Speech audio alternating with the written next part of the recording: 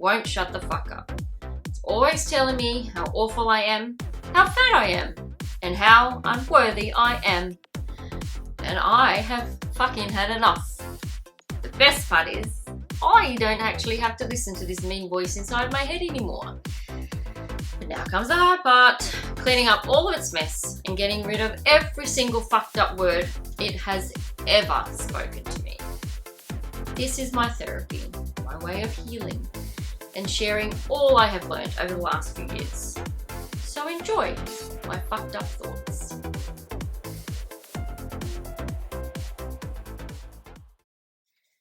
How can I move on from the hours of yesterday when those hours were so messed up, so fucked up, so full of doubt and damage? How can I forgive you? Has never really been asked from my senses before. But now I wonder if the time is due for forgiveness to begin. I wonder if forgiveness can hug the torn up memories and lay them gently on my heart so the stories attached to my perceived truth wither beautifully out of my body.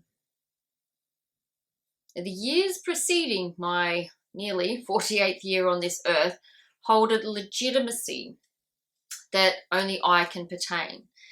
Experiences and circumstances cemented into my young and emerging brain, viewed from the eyes of a child powerless to understand her perceptions, could be wrong, carrying them tight in my hold as my body grew and the age inclined. A teenager, helpless and hopeless to stop the torment from residing within.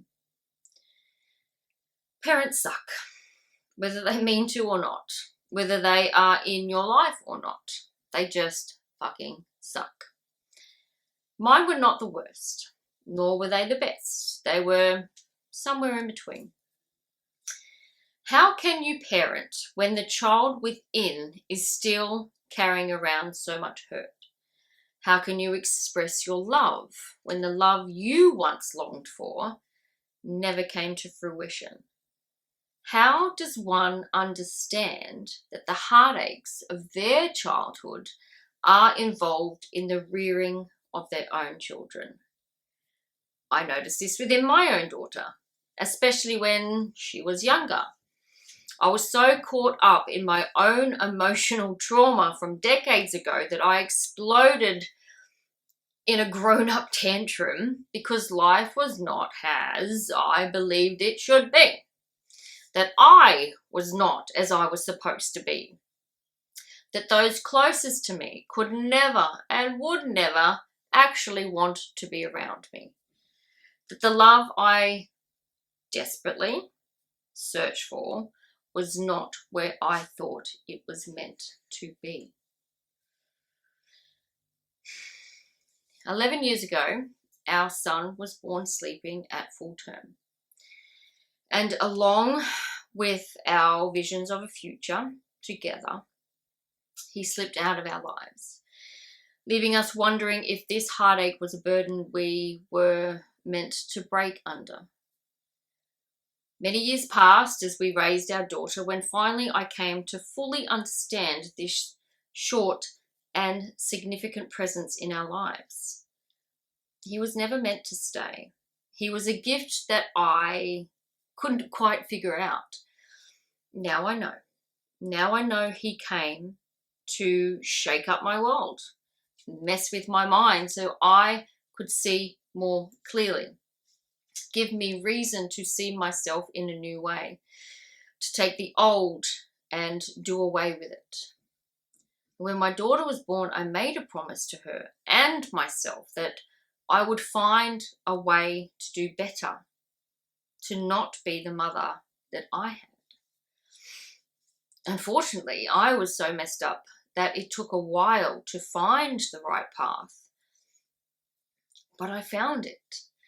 Occasionally I fall down and don't want to get back up. Now and again I wander off the path looking for what I know is familiar. Sometimes I just sit there, staring off into the distance, hoping and praying I have the strength to keep going.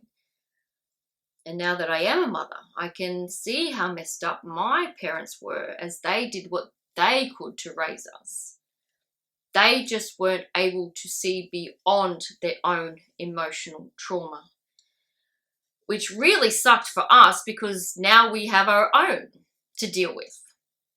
My childhood wasn't bad.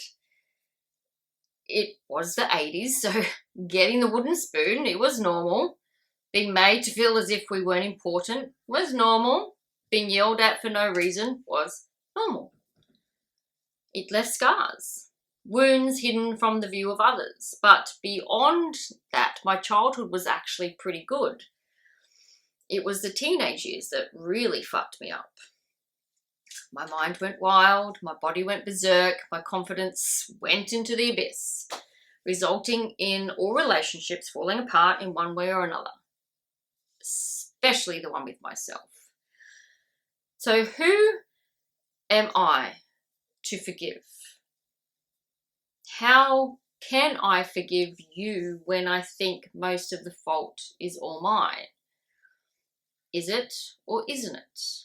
I was only a young girl, caught up in a world that valued the thin, absorbed with the notion that I was not good enough, captivated by everyone I deemed to be better than me. Who was I to share these sacred and scary thoughts with? My mother never seemed interested, or did she? Did I dismiss her attempts to ease the pain? My father definitely wasn't. I will never know why he was the man he was. I will never grasp his failings as a father. The little I know about my mother's upbringing helps me to understand her inaccuracies in motherhood. Her time as a child was fraught and full of terror. Mine was not like that. Yes, we received the wooden spoon and a belt or two. Is it the same thing? Is it the same thing to be unsure of what you say or do will cause a rise in anger and a spoon to your behind? What does it mean to be raised with love instead of mistrust and uncertainty? I wouldn't know. How can I forgive you for all of this? Both of you, all of you. There is more to the mistrust than just my parents, but honestly, those relationships were unaware of the mistrust I already had. Those two main characters in my existence did nothing for the trust to endure.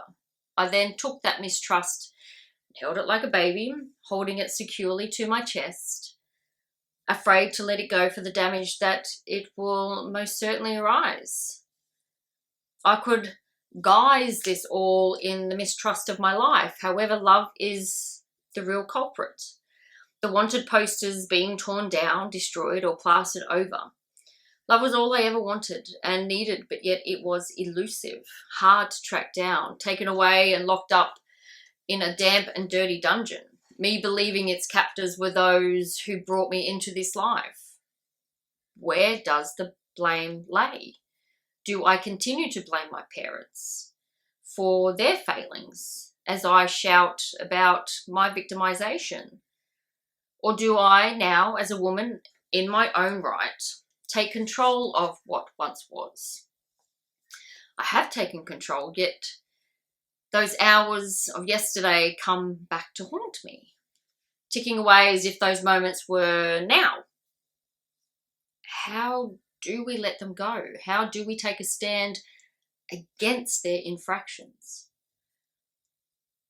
This is the part that's hard. This is the part that none of us want to partake in, so we ignore it and hope that it goes away whilst impassively giving ourselves over to what we have always known and believed ourselves to be.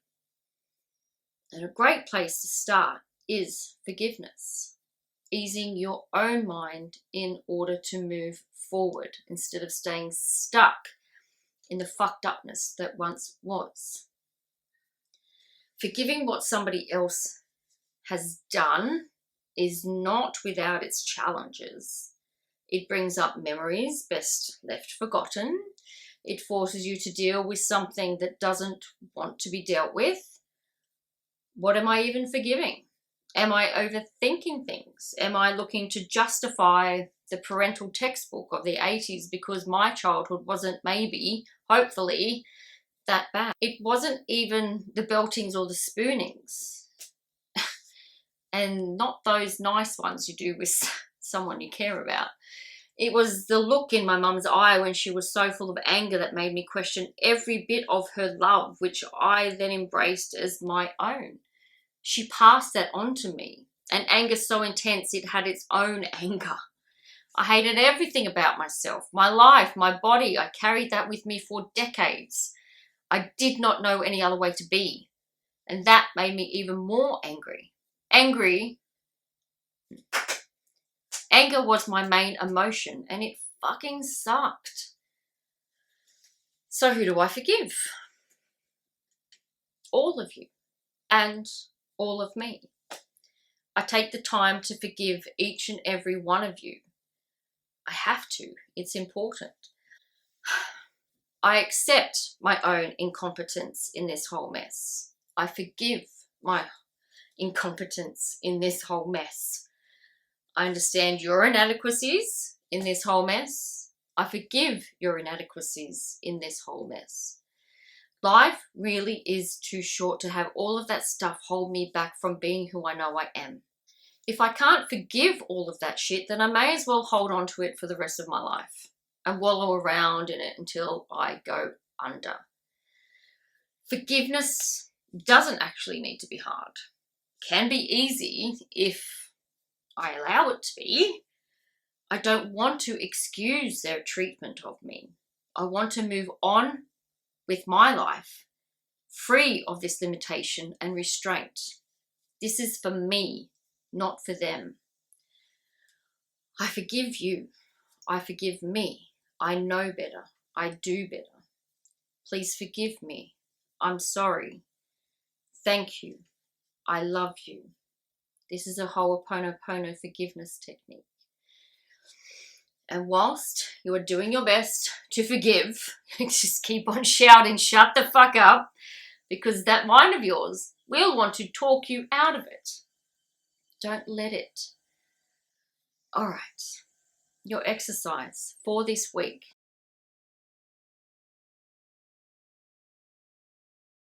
Is to decide which one person you would like to forgive and why.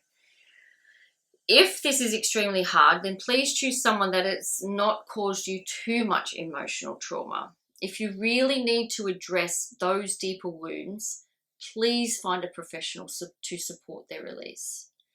When you have found that person, or it could be a few, focus on them as you say the following. Please forgive me. I'm sorry. Thank you. I love you. These words are not for them. They are for you. Use them to forgive you both at the same time. Or you could say instead, I forgive you. Thank you. I love you. These words are powerful and have an effect on your vibrational energy as well as theirs. You do not have to do anything that you don't feel comfortable with. You do not have to have any kind of relationship with this person. Forgive them. Forgive yourself and heal that wounded relationship so it no longer weighs you down and stops you from living your life. You deserve to have that release. All right, I reckon you are not the only one with so many fucked up thoughts. I thank you once again for listening. And remember, keep on shouting, shut the fuck up. All right, I will see you next time.